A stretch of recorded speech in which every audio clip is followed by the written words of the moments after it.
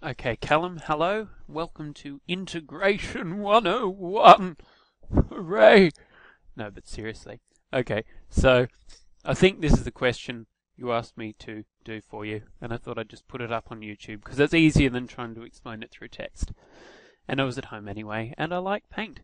So this is the question. It's just the integration of x plus 2 dx. So the important thing to think about, and obviously the limits are 1 and 3. It says in the question x equal to 3, x equal to 1. This is obviously just the shorthand. So the important thing to think about when you're doing integration is that if you have two functions, like you do here, you've got x, and if you think about it, 2, even though it's just a constant, that's a function in itself as well. So you've got, if you think about fx is equal to x, this x here, so that's our first function. Our first function is fx, and our second function, gx,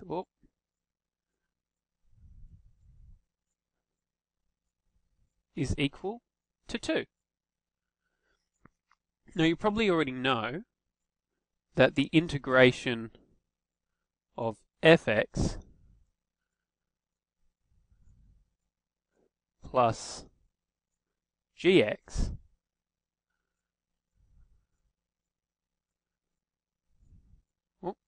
is equal to, dx, can't forget that, is equal to the integration of fx dx plus the integration of gx dx. And if you think about it this way, it becomes much easier because unlike, say for instance, if this was a differentiation, or not even really if it's a differentiation, it's the same thing. But if it was, it's much easier to think about it this way than to sort of do it as a holistic thing, because now you can just think, well, I know if we just don't even worry about the limits for a second, we can put the limits in afterwards. But if we just think about the integration of x plus 2,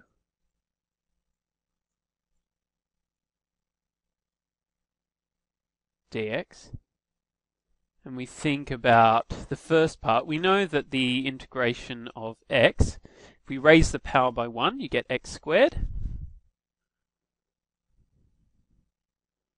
And then you put it above the new power, x squared over 2.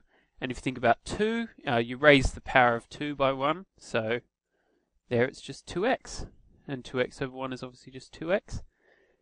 And now we'll add in our limits, 3 and 1, 3 and 1, which is equal to 3 squared is 9 on 2 plus 6 minus, in brackets, 1 squared is 1, so that's half, plus 2.